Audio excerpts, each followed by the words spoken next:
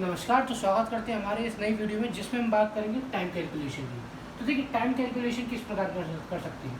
ये आपकी ज्योग्राफी का एक बहुत ही इंपॉर्टेंट टॉपिक है, जिसमें हम पढ़ेंगे लॉन्गिट्यूड्स के बारे में, क्योंकि लॉन्गिट्यूड्स जो हमारे टाइम कैलकुलेशन में होते हैं। तो लॉन्गिट्यूड्स क्या होता है? They are imaginary lines drawn vertically on globe. मतलब ये इमेजिनरी लाइन्स होती है, ऐसी कोई अर्थ पर ग्लोब पर कोई लाइन्स नहीं होती है। ये इमेजिनरी लाइन्स होती हैं जो कि अर्थ पर बनी हुई होती हैं। जिस तरीके से आप देख सकते हैं, मैंने छोटा सा अर्थ का मॉडल बना रखा है और उस पर इस तरीके से वर्टिकली इमेजिनरी लाइन्स ड्रॉ कर रखी है। आइए इनकी प्रॉपर्टीज़ के बारे में बात कर लेते हैं, ताकि हम इनके बारे में और भी जान सकें। देखिए, प्रॉपर्टीज़ क्या है? The gap is maximum at equator and minimum at poles. अब मैं उम्मीद करता हूँ कि आपको इक्वेटर के बारे में पता होगा। अगर आपको इक्वेटर के बारे में पता नहीं है तो मैं आपको बता दूँ, इक्वेटर ये लाइन है, ये भी एक इमेजिनरी लाइन है जो कि अर्थ को दो भागों में बांटती है। आपको पता है, ऊपर होता है नॉर्थ पोल, तो उस भाग को बोलते हैं नॉर्दर्न हेमिस्फीयर, और नीचे होता है साउथ पोल, जिस भाग को बोलते हैं सदर्न हेमिस्फीयर। बीच में से बिल्कुल अर्थ को आधा करते हुए एक लाइन जा रही है, जिसको हम बोलते हैं इक्वेटर। हिंदी में से भूमध्य रेखा या विषुवत रेखा बोलते हैं। लॉन्गिट्यूड्स का जो गैप है, प्रॉपर्टी हमारी पहली बोलती है कि वो मैक्सिमम होता है इक्वेटर पे और मिनिमम होता है पोल्स पर। आप देख सकते हैं कि मेरी दो लॉन्गिट्यूड्स हैं, एक ये लॉन्गिट्यूड है और एक ये लॉन्गिट्यूड है। इसके बीच का जो मैक्सिमम गैप है वो इक्वेटर पे है। आप देख सकते हैं कि इस लॉन्गिट्यूड और इस लॉन्गिट्यूड के बीच भी मैक्सिमम जो गैप है वो इक्वेटर पे। लेकिन जैसे जैसे हमारे जो लॉन्गिट्यूड्स है वो पोल्स की तरफ जा रहे हैं, उनके बीच का जो गैप है, आप देख सकते हैं इधर इनके बीच का जो गैप है वो लगभग शून्य है, जीरो है, या फिर हम कह सकते हैं कि गैप है ही नहीं। तो आप देख सकते हैं कि हमारी लॉन्गिट्यूड इस प्रकार से इक्वेटर पे तो बिल्कुल इतनी दूर है, लेकिन धीरे धीरे धीरे धीरे जब वो पोल्स की तरफ बढ़ते हैं तो बिल्कुल मिल जाते हैं। तो क्या है, पहली प्रॉपर्टी हमें याद रखनी है। पेन कॉपी लेके लिख लीजिएगा, याद कर लीजिएगा, बहुत इंपॉर्टेंट है। Gap is maximum at equator and minimum at poles. They all are of the same height. मतलब आपकी जितने भी लॉन्गिट्यूड्स हैं, चाहे ये हैं, चाहे ये हैं, चाहे ये हैं, कोई भी लॉन्गिट्यूड्स हैं, उन जो सबकी हाइट होती है वो all over the globe same होती है। They divide earth into two hemisphere. दोबारा सुन लीजिए, they divide earth into two hemisphere, eastern and western. अब मैंने आपको बताया था कि आपकी जो इक्वेटर होती है ये अर्थ को दो भागों में बांटती है, northern hemisphere and southern hemisphere. लेकिन आपको पता है कि आपकी डायरेक्शंस कितनी होती हैं? पढ़ें, चार, north, south, east and west. तो आपके जो लॉन्गिट्यूड्स होते हैं वो अर्थ को दो भागों में बांटती है, ईस्टर्न हेमिस्फीयर और वेस्टर्न हेमिस्फीयर। और कौन सा लॉन्गिट्यूड आपको ईस्ट और वेस्ट में बांटता है? वही है। इस लॉन्गिट्यूड के बारे में हम बाद में चर्चा करेंगे कि हमने ये लॉन्गिट्यूड इस प्रकार से क्यों बनाया है।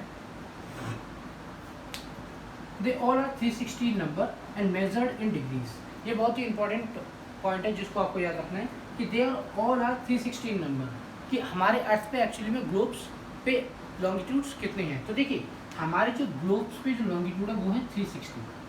कितनी है? 360। अब मैं आपसे चाहूँगा कि आप थोड़ा ग्लोब को 3D में इमेजिन कर लें, क्योंकि मैं आपको बोर्ड पर तो नहीं दिखा सकता। आपको पता है कि जिस प्रकार से ये ग्लोब आपको इस तरीके से इधर नज़र आ रहा है, उसके पीछे भी एक दुनिया है और उसके पीछे भी लॉन्गिट्यूड्स हैं। तो आपको पता है कि आपकी जो अर्थ होती है वो स्फेरिकल होती है, गोल नहीं होती है। एक बार याद देखिए, स्फेरिकल होती है। स्फेरिकल का मतलब आपकी जो अर्थ होती है वो नॉर्थ पोल और साउथ पोल पे थोड़ी फ्लैट होती है, और आपकी ये जो बाहर जो होते हैं यहाँ पर बल्ज होती है। बल्ज मतलब थोड़ी उभरी हुई होती है, एक संतरे की तरह। आपने एक संतरा देखा होगा, प्याज देखी होगी घर में, उस तरीके से आपकी जो अर्थ होती है वो होती है, ऊपर नीचे से फ्लैट, अगल बगल से थोड़ी उभरी हुई, इस तरीके का उसका शेप होता है अगल बगल से। तो आपको पता है कि अर्थ के चारों तरफ 360 डिग्री लॉन्गिट्यूड्स होते हैं। इसका मतलब क्या, उनकी संख्या कितनी होती है? 360। मेजर किस में होते हैं? डिग्रीज में। अब आपको पता है कि 360 लॉन्गिट्यूड्स हैं और किस में मेजर हो रहे हैं? डिग्रीज में। तो 1 degree equal to 1 longitude and 360 degree equal to 360 longitude. इसका क्या मतलब है? इसका सिंपल सा मतलब ये है कि आपका जैसे एक सर्कल होता है, सर्कल में आपने देखा होगा कि ये जो आपका होता है वो होता है 90 डिग्री, ये जो आपका होता है वो होता है 180 डिग्री, और जब हम इस सर्कल को पूरा कंप्लीट कर लेते हैं तो वो हो जाता है 360 डिग्री। कोई भी जो कंप्लीट सर्कल होता है वो 360 डिग्री का होता है। उसी तरीके से आपको पता है कि अर्थ पर जितने भी लॉन्गिट्यूड्स होते हैं वो 360 होते हैं, और पूरे के पूरे 360 डिग्री के होते हैं। 1 डिग्री का एक लॉन्गिट्यूड एंड 360 डिग्री के 360 लॉन्गिट्यूड पूरा। अब हमें ये समझना है कि एक्चुअली में ये हमारे टाइम कैलकुलेशन में किस प्रकार से मदद करते हैं। तो आइए समझते हैं।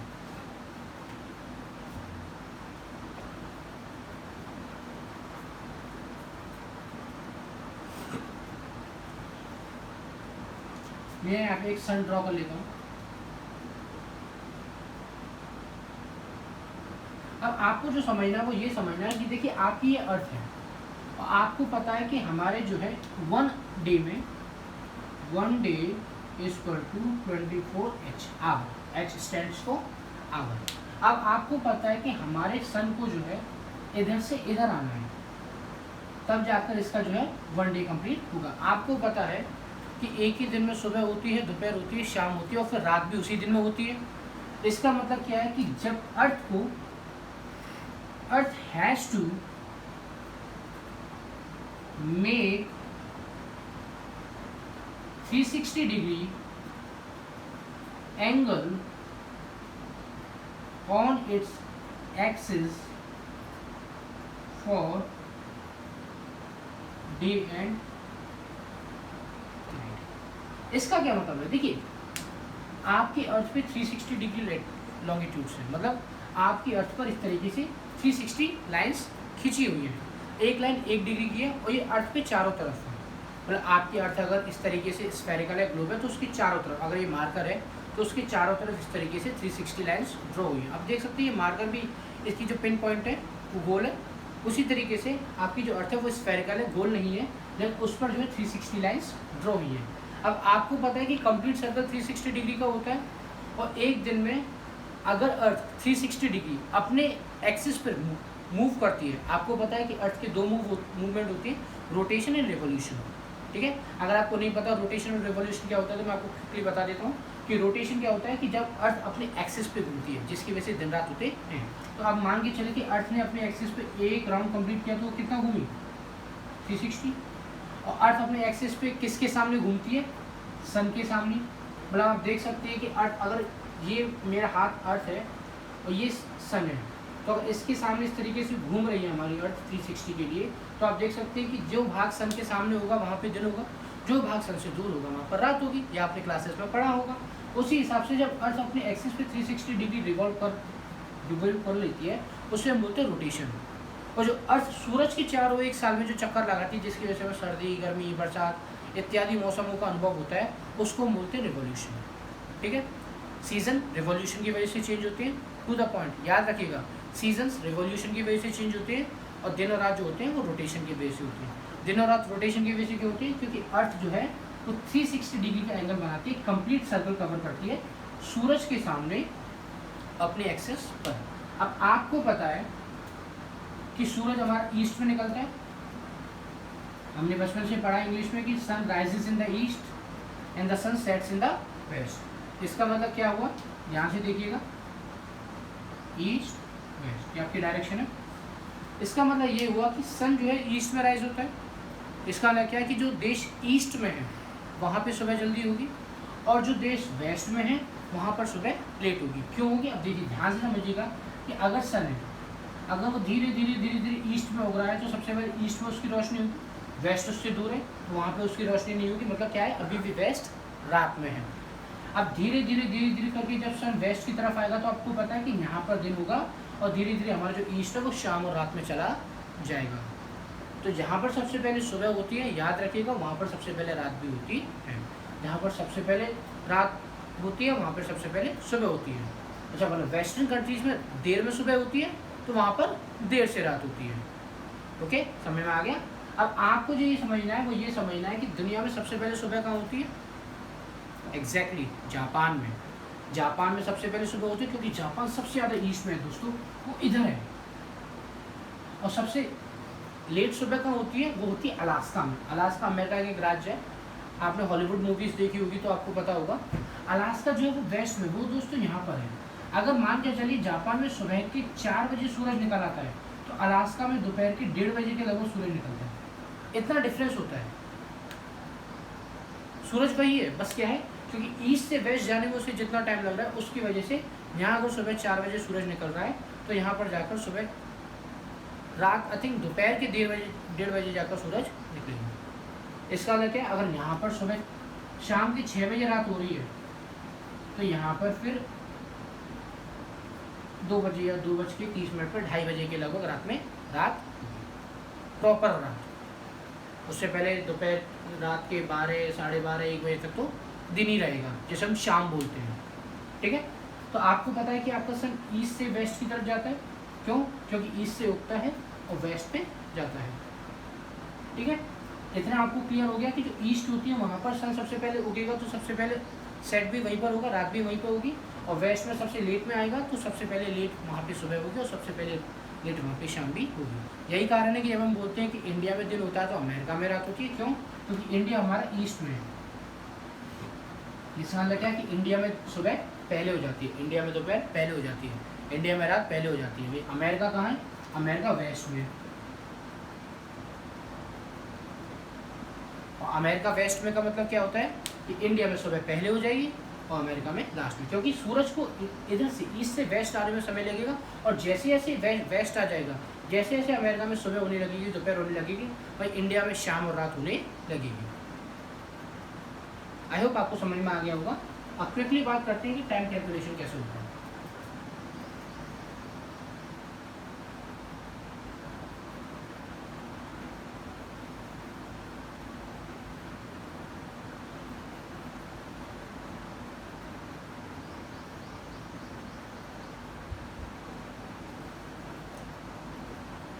देखिए अभी तक हमने समझा कि 1 degree equal to 1 longitude, L stands for longitude, 360 degree equal to 360 longitude, ठीक है। 360 का मतलब होता है कंप्लीट सर्कल। कंप्लीट सर्कल का मतलब क्या होता है? उसमें आगे सुबह, दोपहर, शाम और रात। आपके पूरे दिन में यही तो होता है, सुबह, सुबह के बाद दोपहर, दोपहर के बाद शाम और शाम के बाद में रात, ठीक है। इसका मतलब क्या हुआ? इसका मतलब ये हुआ कि हमें सन की मूवमेंट को थोड़ा पता करना पड़ेगा। अगर 360 डिग्री में 360 लॉन्गिट्यूड है, ठीक है, इसका मतलब क्या हुआ? इसका मतलब ये हुआ कि 360 डिग्री में आपके हो गए 24 आवर। मैंने आपको क्या बताया था कि 360 degree equal to 360 longitude. 360 longitude का मतलब क्या? आपके एक दिन में कितने आ रहे हैं? सुबह, दोपहर, शाम, रात, चारों समय आ रहे हैं। इसका मतलब क्या है कि 360 डिग्री जब अर्थ अपना रोटेशन कवर कर लेगी तो हमारे 24 घंटे बीत जाएंगे, और 24 घंटे में चारों के चारों समय आते हैं। मतलब 360 डिग्री इक्वल टू 24 आवर। तो इसका मतलब क्या हुआ? अगर हमें 1 आवर निकालना होगा तो क्या करना पड़ेगा? 24 डिवाइडेड बाई 360, ये आपका आ गया 15, मतलब 1 आवर इक्वल टू 15 डिग्री, ठीक है। मतलब अगर सूरज जहाँ से चलेगा और वो 15 डिग्री मतलब 15 लॉन्गिट्यूड्स को क्रॉस कर लेगा। 15 डिग्री का मतलब क्या है? 1 डिग्री में 1 लॉन्गिट्यूड, तो 15 डिग्री में कितने लॉन्गिट्यूड्स? 15। तो जब सूरज वहाँ से चलकर अगर 15 डिग्री को क्रॉस कर लेगा, इसका मतलब क्या है कि वो हमारे घड़ी में 1 घंटा जो है वो समय हो जाएगा। अगर 50 डिग्री में 1 आवर है तो 1 आवर में 15 डिग्री है, तो आप हमें पता करना पड़ेगा कि 1 डिग्री में कितने होते हैं। तो आपको पता है कि 1 आवर को हम 60 मिनट भी लिख सकते हैं, लिख सकते हैं कि नहीं लिख सकते? तो 1 डिग्री इक्वल टू 15/60, 15 में 50, 50 हो जाए 60। इसका लगे 1 डिग्री इक्वल टू 4। अगर आपको नहीं समझ में आया तो हम दोबारा देख लेते हैं। देखिए 1 डिग्री का एक लॉन्गिट्यूड होता है, मैं आपको ऑलरेडी बता चुका हूँ कि 360 डिग्री मतलब 360 लॉन्गिट्यूड, 1 डिग्री का एक लॉन्गिट्यूड। 360 का मतलब होता है कंप्लीट सर्कल। कंप्लीट सर्कल मतलब 24 घंटे, जिसमें आपका सुबह, दोपहर, शाम और रात आती है। कंप्लीट सर्कल 24 घंटे, 360 डिग्री इक्वल टू 24 आवर। एक कंप्लीट सर्कल होगा जब भी तो हमारी चारों को चारों समय मिलेंगे। तो 360 डिग्री इक्वल टू 24 आवर, ठीक है। क्योंकि सूरज को इधर से इधर आना होता है, और हर एक दिन में सभी देशों को दिन और रात महसूस करनी पड़ती है, दिन रात, और बीच में जो है दोपहर और शाम। तो आपको पता है जब सूरज को इधर से इधर आने में कितना टाइम लगता है? 360 डिग्री क्रॉस करने में कितने लगते हैं? 24 आवर। तो 360 degree equal to 24 hour. 1 hour में कितना होता है? 15 डिग्री। कैसे आया? 24/360, 15 डिग्री। मतलब सूरज को 1 घंटा लगता है 15 डिग्री मतलब 15 लॉन्गिट्यूड्स को क्रॉस करने में। तो 1 घंटा अगर 15 लॉन्गिट्यूड्स को क्रॉस करने में लगता है, तो 1 डिग्री क्रॉस करने में, 1 लॉन्गिट्यूड को क्रॉस करने में कितना समय लगता है? आपको पता है कि 1 आवर में 60 मिनट्स होते हैं, तो 1 डिग्री इक्वल टू 15/60 कितना है? 4। मतलब 1 डिग्री में 4 मिनट। मतलब सूरज 1 डिग्री में 4 मिनट डिस्टेंस कवर करता है। मिनट मतलब समय नहीं है, यहाँ पे डिस्टेंस है, और वो हमारी घड़ी में क्या है? समय है। और 15 डिग्री में 1 घंटा, 1 आवर समय कवर करता है, जिसको हम डिस्टेंस में 60 मिनट बोलते हैं, ठीक है। अब आप ये पूछेंगे कि सर वाई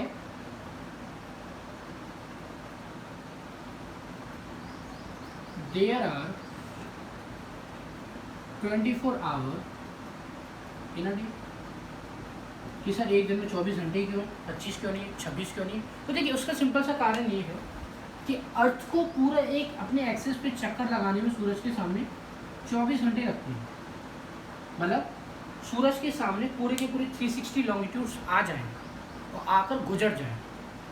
आई होप आपको बात समझ में आ रही है कि सूरज के सामने सारे के सारे अर्थ के चारों तरफ से 360 लॉन्गिट्यूड्स आ जाएं और आकर गुजर जाएं और पृथ्वी अपने एक्सिस पर घूमती रहे। उसमें जो है 360 डिग्री एंगल बनाने में उसमें 24 आवर लगते हैं। इसी वजह से दुनिया को 24 टाइम जोन्स में डिवाइड किया गया है और दुनिया में जो वन डे में जो समय दिन घंटे होते हैं वो भी 24 आवर होते हैं। सही है? क्यों? उसका कारण क्या है? क्योंकि अर्थ को अपने रोटेशन में घूमने में 24 आवर लगते हैं ताकि वो पूरी की पूरी 360 डिग्री को सूरज के सामने करा सके। आपको ऑलरेडी बता चुका हूँ, हर एक देश को फेस करना पड़ता है सुबह, दोपहर, शाम और रात। ठीक है, तो आपको ये समझ में आ गया होगा कि हमारे कितने टाइम जोन है 24। क्यों? अर्थ के 360 डिग्री एंगल के कारण। हमारे एक दिन में कितने घंटे होते हैं 24। क्यों? क्योंकि 360 डिग्री एंगल जो होता है उसको पूरा करने में अर्थ को 24 आवर्स लगते हैं, जिसकी वजह से हर एक लॉन्गिट्यूड सूरज के सामने से निकल जाता है और इसकी वजह से उस जगह पर सुबह, दोपहर, शाम और रात ये सभी के सभी समय आते हैं। सूरज को कितना टाइम लगता है या अर्थ को कितना टाइम लगता है एक लॉन्गिट्यूड से दूसरे लॉन्गिट्यूड जाने में? आप कैसे भी समझ लीजिए, या तो अर्थ को कितना टाइम लगता है एक लॉन्गिट्यूड से दूसरे लॉन्गिट्यूड को जाने में, या फिर सूरज को कितना टाइम लगता है एक लॉन्गिट्यूड से दूसरे लॉन्गिट्यूड को आने में। किसी भी तरीके से समझ लीजिए, आपको समझना है तो वो लगते हैं 4 मिनट। इसी प्रकार से उसको 1 घंटा लगता है 15 लॉन्गिट्यूड्स को कवर करने में। और आपको पता है कि 15 × 24 = 360, मतलब 24 आवर लगेंगे उसे पूरी के पूरे 360 डिग्री लॉन्गिट्यूड्स को कवर करने में। ठीक है, अब टाइम कैलकुलेशन की बात करते हैं।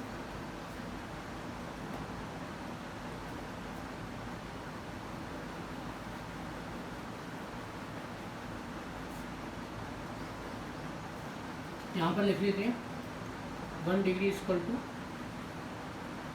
4 minute, 15 degree = 1 hour and 360 degree = 24 hour. ठीक है, अब आपको जो मैं समझा रहा था वो ये समझा रहा था, सबसे पहले ये समझ लीजिए कि ये मैंने जो है लॉन्गिट्यूड ऐसे क्यों ड्रॉ किया है। देखिए ये हमारा जो लॉन्गिट्यूड होता है वो 0 डिग्री पर होता है। अब आप कहेंगे सर कि आपने बताया था कि एक लॉन्गिट्यूड 1 डिग्री का होता है और 360 लॉन्गिट्यूड्स होते हैं, तो ये 0 डिग्री कहाँ से आ गए? देखिए ये हमारे जो लॉन्गिट्यूड होता है वो प्राइम लॉन्गिट्यूड होता है, प्राइम मेरिडियन, इसे बोलते हैं प्राइम मेरिडियन। इसका एक और नाम है GMT। अच्छा, इस लॉन्गिट्यूड के बारे में थोड़ा आप जान लीजिए। ये जो लॉन्गिट्यूड होता है वो दुनिया के लॉन्गिट्यूड्स का बेस होता है, मतलब यहीं से सभी लॉन्गिट्यूड्स की गणना या मैं कह सकता हूँ कि काउंटिंग शुरू होती है। ये हमारा प्राइम लॉन्गिट्यूड होता है जो कि अर्थ को हमारी 24 टाइम जोन्स में डिवाइड करता है।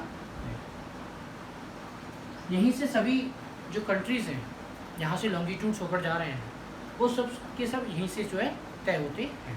ज्योग्राफर ने इसी लॉन्गिट्यूड को बेस मानकर सभी लॉन्गिट्यूड्स को ड्रॉ किया।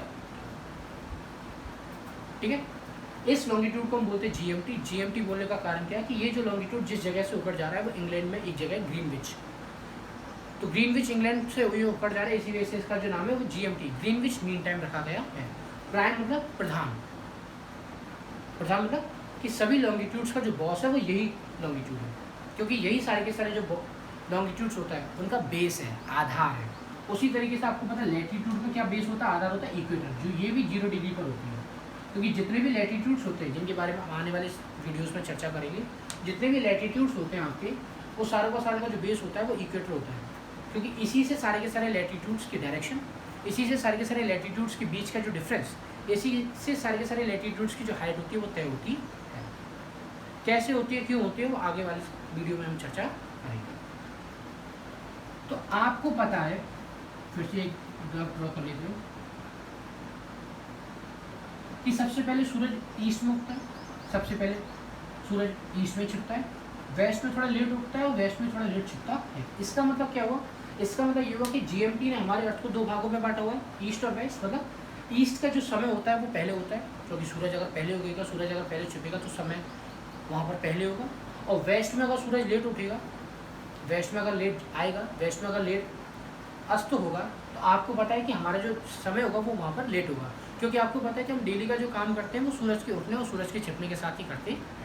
अगर हमारा सूरज रात को 10 बजे उग रहा है तो आपको पता है कि फिर हम सभी जो है रात के 10 बजे जो है उठना शुरू करेंगे, और अगर हमारा सूरज दोपहर के 4 बजे छुप जा रहा है, बिल्कुल चला जा रहा है, अंधेरा हो चुका है, तो आपको पता है कि हम दोपहर के 4 बजे ही सोना शुरू कर देंगे। तो सूरज के हिसाब से हमारा डेली का रूटीन चलता रहता है, आपको पता है।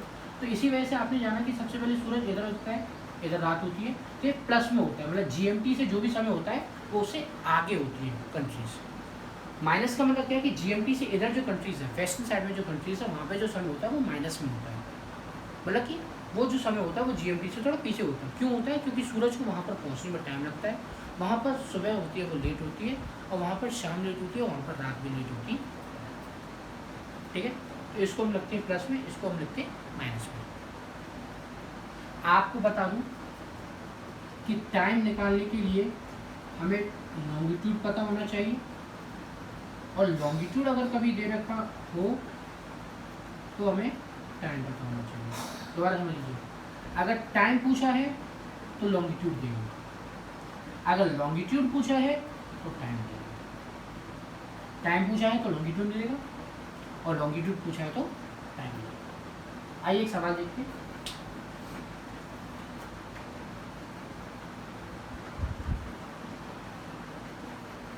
सवाल है, if it is 12 PM at GMT 0 degree east, 0 degree, then what would be time in 30 degree? हमसे सवाल पूछा गया है कि हमारे जो है जीएमटी पर, जीएमटी क्या होता है? 0 डिग्री। एक बार याद रख लेते, जीएमटी की कोई डायरेक्शन नहीं होती, ईस्ट वेस्ट कुछ नहीं होता, उसकी सिर्फ एक ही डिग्री होती है, वो है 0 डिग्री। उसके बाद में जितने भी लॉन्गिट्यूड्स होते हैं वो ईस्ट और वेस्ट की तरफ जाते हैं। ठीक है, 12 बज रहे हैं जीएमटी, मतलब 12 बज रहे हैं जीएमटी। जीएमटी कहाँ पे? इंग्लैंड में। अगर इंग्लैंड में बज रहे हैं 12, सीधे इस तरीके से लिखते हैं कि इंग्लैंड में बज रहे हैं 12 दोपहर की, तो हमसे पूछा है कि 30 डिग्री ईस्ट में कितना बज रहा है। अब आपको मैं ऑलरेडी बता चुका हूँ कि ईस्ट में सबसे पहले सुबह होती है, सबसे पहले शाम होती है, सबसे पहले रात होती है। इसका मतलब क्या है कि अगर इंग्लैंड में 12 बज रहे हैं तो दोपहर के, तो मतलब ईस्टर्न कंट्रीज़ में पहले ही दोपहर हो चुकी है। इसका मतलब क्या है कि वहाँ टाइम ज़्यादा होगा, और ज़्यादा के लिए हम क्या करते हैं? प्लस। ठीक है, तो आपको इतना पता चल गया होगा कि जो भी टाइम निकलेगा वो प्लस में होगा। अब टाइम कैसे निकालते हैं? हमें 30 डिग्री दे रखा है, आपको पता है कि अगर हमसे टाइम पूछा जाता तो लॉन्गिट्यूड दिया होता 30 डिग्री। जब आपको पता है कि 1 डिग्री में 1 लॉन्गिट्यूड होता है, तो 30 डिग्री में कितने लॉन्गिट्यूड होंगे? 13 × 4, पता है ना? 1 डिग्री में 4 मिनट, 30 डिग्री में 13 × 4 कितना हो गया? 120।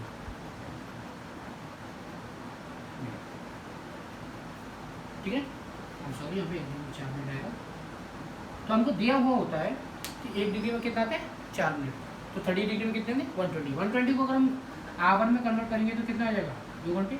अब आपको ये पता होना चाहिए कि 2 घंटे प्लस या माइनस, तो आपको पता है कि ईस्ट की पूछ रहा है, ईस्ट में प्लस होता है, सुबह पहले हो चुकी है, तो अगर वहाँ पे दोपहर के 12 बज रहे हैं उसमें 2 प्लस कर देंगे तो वहाँ पे कितना बज रहा होगा? दोपहर के 2 बज रहे।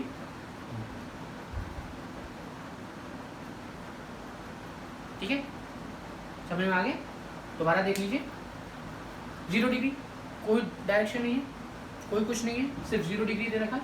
इंग्लैंड है, 12 बज रहे हैं दोपहर के, आपको होता है 30 डिग्री ईस्ट में टाइम पता करना। आपको होता है 1 डिग्री में 4 मिनट होते हैं, लॉन्गिट्यूड हमें दिया होता है, सिंपल सा टाइम निकालना है। 1 डिग्री में 4 मिनट, तो 30 डिग्री में कितने मिनट्स? 120, 30 × 4 120, मतलब 2 आवर। आपको पता है कि ईस्ट दे रखा है, ईस्ट मतलब प्लस में दे रखा है, मतलब वहाँ पे सुबह पहले हो चुकी है, दोपहर पहले हो चुकी है, और हो सकता है कि शाम का टाइम होगा। कितना होगा वो लॉन्गिट्यूड से पता चल जाएगा। 120 मिनट्स को कन्वर्ट करते हैं तो 2 आवर आ जाता है, 2 घंटे। आपको पता है कि हमें क्या करना है? प्लस, तो 12 + 2 = 2 PM हमारा समय आ चुका है। इसी में हम थोड़ा चेंज कर रही थी कि अगर मैं आपसे बोलूँ कि ये आप मुझे बताइए 30 डिग्री वेस्ट में कितना, बताइए 30 डिग्री वेस्ट में। ठीक है, 30 डिग्री वेस्ट कर रही थी। तो सबसे पहले आपको पता है कि हमें वेस्ट के लिए क्या करना पड़ेगा? आपको पता है कि आपकी प्राइम मेरिडियन है, अब हमसे वेस्ट पूछा गया है तो वेस्ट ये डायरेक्शन होती है।